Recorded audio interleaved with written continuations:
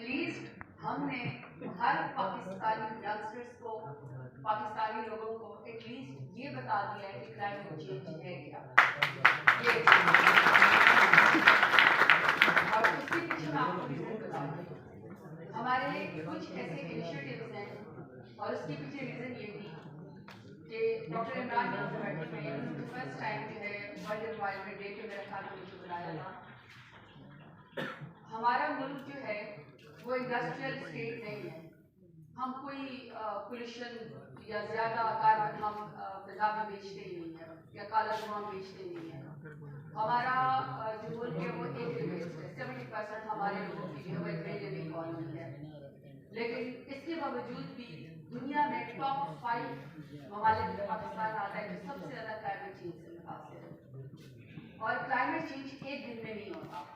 Climate change के पीछे reasons होती है जिसमें उस मुल्क के leader, scientist, analyst, research officers, students, academia उस चीज को फॉलो नहीं करती या फॉलो करती है लेकिन इलेक्टेड गवर्नमेंट उनके विजन में ही नहीं होता कि हमने आगे करना क्या है। क्योंकि अनफॉर्चुनेटली जो सियासी हुकूमतें होती हैं 5 साल के लिए आती हैं, वो डे टू डे मैटर्स के लिए फाइटिंग के लिए आती हैं और वो सिर्फ अपना इलेक्शन जीतने के लिए आती है।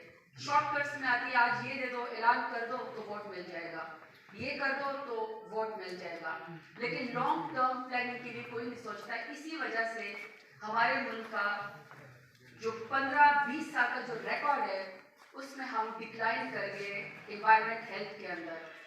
हम लोग जब 1947 में पाकिस्तान बना था तो उस वक्त हमें जो ब्रिटिश राज था हम उसकी कॉलोनी होते थे, सब कॉन्टिनेंट। वो हमें जो ग्रीन कवर देकर गए थे वो मोर देन 33% था पाकिस्तान को या सब कॉन्टिनेंट को। और दुनिया में पॉपुलेशन के जो रेशो के लिहाज से आपको 28% जंगलात या ग्रीनरी अगर आपके मुल्क में हो तो वो सबसे ज्यादा एफिशिएंट होता है। हम 33% पे थे, लेकिन 20 सालों में टिम्बर माफिया के साथ मिलके, स्मगलिंग माफिया के साथ मिलके, कंस्ट्रक्शन माफिया के साथ मिलके, पिछली हुकूमतों में जो कहते थे एक बारी तुम्हारी और एक बारी हमारी, उन्होंने 20 सालों में इन्वायरमेंट को वो नुकसान पहुंचाया कि आपको पता है कि हमारा जो 33% जो ब्रिटिश राज में कवर लेकर गया था, कितना रह गया था? पटवारी कैसे सुन रहे हैं? 4%। हम 4% के ऊपर डिक्लाइन कर गए, जिसकी वजह से हमारी जमीन बिल्कुल बैरन हो गई, हमारे मुल्क में वेजिटेशन खत्म हो गई, हमारे मुल्क में बारिशें खत्म हो गई, हमारा पूरा सुबह बलूचिस्तान जो लोग सॉइल को समझते हैं उसका वाटर लेवल इतना नीचे चला गया है कि वहाँ पे कांस्टेंट ड्राउट है, वहाँ पे कांस्टेंट जो खुश्क साली और कहत साली है। जमीन कोई चीज पैदा ही नहीं करती, कोई चीज उगाओ तो पैदा ही नहीं करती है। बदसूरत जमीन आप सिराब के बाद देखिए जो डेरा गाजी खान की हो गई है, अखड़ी हुई है, वो हेल्दी नहीं है। जब आप उसके ऊपर चलो इतने क्रैक्स पड़े हुए, अपनी स्किन के ऊपर क्रैक्स सोचें तो इंसान कैसा फील करेगा। जमीन के ऊपर जो हमें सबसे ज्यादा फूड देती है, फूड सिक्योरिटी देती है, जो हमें शेल्टर देती है, जिसमें हम घर बना के चलते हैं, जो हमें वो देती है, पनाह देती है, और जब हम फौत भी होते हैं इसी जमीन के अंदर जो है हमें वो पनाह मिलती, दबाए जाते हैं। पहले हमारा जिंदा प्यारा होता है, बाद में वो फिर डेड बॉडी बन जाता है। उसको पनाह भी हमारी जमीन देती है, लेकिन जमीन इस वक्त उबल रही है हमारे अपने करतूतों की वजह से, हमारे अपने कारनामों की वजह से, क्योंकि हमने अपनी जमीन की कदर नहीं की। हमारा ये जो थल में आप लोग जाए, कभी हमने आपको बड़ी अच्छी रोड बाय द वे बना के दी है, मुजफ्फरगढ़ हमने आपको डबल रोड डेरा गाजी खान से बना के दी, हमारी हुकूमत का एक कारनामा है। पिछले 10 साल से ये रोड नहीं बदली कि हमने आपको अपनी दौरे हुकूमत में बना के दी। कभी इसके ऊपर जाए ना, जरा सैर करें थल की, जाए जरा चोलिस्तान जाए, आप लोग बावलपुर तक जाए, मुजफ्फरगढ़ तक जाए, कभी आप उसको देखें, वहां पे जो टिब्बे होते थे वो सूखते जा रहे हैं। जहाँ पे सहराई लोग वहां पे आकर रहते थे वो शहरों का रुख कर रहे हैं। और शहर जो हमारे 10 पाकिस्तान के टॉप बड़े शहर हैं, जिसमें कराची है, पेशावर है, लाहौर है, इस्लामाबाद है, पिंडी है, मुल्तान है, ये मजीद लोगों की कैपेसिटी ही नहीं उठा सकते। अपने डेरा गाजी खान का हाल देखें, जो अंग्रेज ब्लॉक्स बना के गए थे वो तो बिल्कुल उस मानसून के उसके ऊपर थे। कंस्ट्रक्शन उन्होंने बिल्कुल इन्वायरमेंट को देख के बनाई गई थी। अब इतनी इरेगुलर कंस्ट्रक्शन है कि न किसी की ड्रेनेज सिस्टम ठीक है, न किसी की बिजली का हाल है, न किसी के रोड का हाल है। और गंदगी का तो इतना बुरा हाल है कि हर कोई कहता है मेरे गंद से जो घर है वो गवर्नमेंट उठा के लेकर जाए। मैं अपना गंद उठाना पसंद नहीं करता। वैसे हम कहते हैं सफाई निस्फ ईमान है, पत्थर हम बहुत ज्यादा लगाते हैं, इस्लाम के वो भी हम बड़े लोगों को पढ़ाते हैं कि सफाई निस्फ ईमान है, लेकिन कहते हैं हम पे टर्किश कंपनी आए, चाइनीज कंपनी आए और हमारा गंद उठा के लेकर जाए। अनफॉर्चुनेटली जो लोग डेरा गाजी खान को जानते हैं, पहले हकीकत के दरख्त उगते थे या बेर के दरख्त उगते थे, नीम के दरख्त उगते थे। अभी जबरदस्ती में उगाओ तो कोई चीज नहीं उगती है। उसकी वजह ये कि जमीन में हमने इतनी डंपिंग कर दी है, इतने हमने वहां पे प्लास्टिक वेस्ट कर दिए, इतने लिफाफे हमने वहां पे भर दिए हैं, फिर उसके ऊपर हम कंस्ट्रक्शन कर देते हैं इरेगुलर।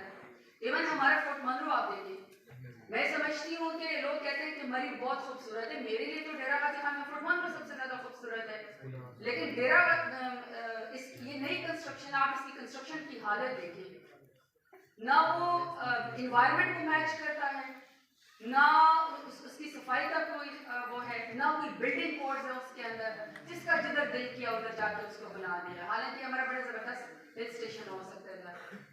तो हमारे जो टिब्बे है वो सूख रहे हैं, हमारी जो जमीन है वो सेमी एरिड से बिल्कुल एरिड के अंदर जा रही है, बंजर जा रही है। और जो हमारी पॉपुलेशन है वो तो अल्हम्दुलिल्लाह, हम अचानक से जब हमने सेंसस करवाया 2018 से पहले, तो पता चला कि हम तो 12 करोड़ से 22 करोड़ पे चले गए हैं। आबादी तो हमारी ऐसे बढ़ गई है जैसे कोई सवाब मिलना था हमें, तो पता ही नहीं चला हमें। और रिसोर्सेज उतने ही है, लोग कितने रिसोर्सेज कम हो गए, और भाई रिसोर्सेज उतने ही है, हम बढ़ गए। जिधर एक घर में 4 खाने वाले थे वहां 14 हो गए। अगर आप अपनी जमीन को देखें ना, तो पहले यूं घर फैले हुए होता था, यूं फैले हुए होते, ऊंचाई पे जाते जा रहे, क्योंकि वो हमारे पास स्पेस नहीं है ना। तो ये जो वर्ल्ड सॉइल डे, इसका मतलब ये है आपको ये बता देगा कि बच्चों, प्यारे बच्चों, ये आपकी जमीन है, आपकी मलकियत है, आपका मुल्क है, आपने इसका ख्याल करना है, ये आपके लिए है। मुझे फख्र है कि मैं उस टीम का हिस्सा हूँ, उस प्राइम मिनिस्टर इमरान खान के विजन का हिस्सा हूँ, जो इंशाल्लाह दोबारा आपकी वोट से 2/3 अक्सरियत से बड़े ताकतवर वज़ीर आज़म इंशाल्लाह बन के आएंगे। इंशाल्लाह बिल्कुल हम बनाएंगे। ऐसी पॉलिसी की दुनिया में पटवारी कैसे सुन रहे होंगे? एक तो वज़ीर आज़म वो जो कहता है ना, मैं भिखारी नहीं, मैं मांगने नहीं आया, लेकिन एक तरफ वज़ीर आज़म मजबूरी है। पकड़ लेते थे ना खान साहब, जब वो आते थे यूएन के अंदर, तो पता चलता था कि लीडर आया हुआ है। बिल्कुल कुर्बान जाऊं। क्या इस्लामोफोबिया के लिए के खिलाफ उन्होंने मुकदमा लड़ा है? क्या कश्मीर का उन्होंने मुकदमा लड़ा है? सियासत शुरू हो गई। कह के पाकिस्तान की सॉवरेनिटी का मुकाबला किया। और किस तरीके से उन्होंने क्लाइमेट चेंज के बारे में बात की है कि दुनिया के टॉप 5 लीडर्स में से खान सरकार as a green ambassador, as a leader, as a climate change के रेवोल्यूशनरिस्ट के टॉप 5 नाम में प्राइम मिनिस्टर इमरान खान का नाम आता है। उसकी पहला program 10 billion tree tsunami, 10 billion tree tsunami तो हमने 10 अरब दरख्त लगाने हैं, हमने अपनी जमीन का ग्रीन कवर जो हमने बढ़ाना है। दुनिया ने उसको बॉन्ड चैलेंज के अंदर हमने उसको सरपास किया, हमने चैलेंज को कबूल नहीं किया बल्कि चैलेंज को सरपास कर दिया हमने। 10 बिलियन ट्री सुनामी। और अनफॉर्चुनेटली मुझे ये कहना पड़ रहा है कि जब से 8 महीने की रेजिम चेंज आई है, क्लाइमेट चेंज की मिनिस्ट्री स्लीपिंग मोड पे चली, कोई एक मुझे दरख्त लगाए, कोई एक प्लांट लगाए, बताएं जो उन्होंने मूनसून प्लांटेशन की या स्प्रिंग प्लांटेशन की, कोई एक सिंबॉलिकली मुझे कोई पौधा लगा दो जो उन्होंने लगा दो, क्योंकि उनको बाहर के मुल्कों से शहरों से फुर्सत नहीं है, सीरियस नहीं लेते हैं, वो समझते हैं हमने सिर्फ लूट खसूट करनी है। पहली हुकूमत है जो 84 लोगों के ऊपर बनी थी टोटल, और 84 लोग ही मिनिस्टर्स हैं।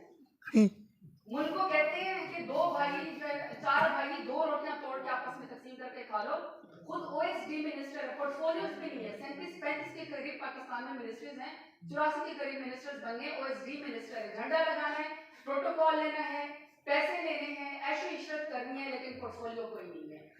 तो स्लीपिंग मोड पे चली गई है। सेकंड हमारा, मैं समझ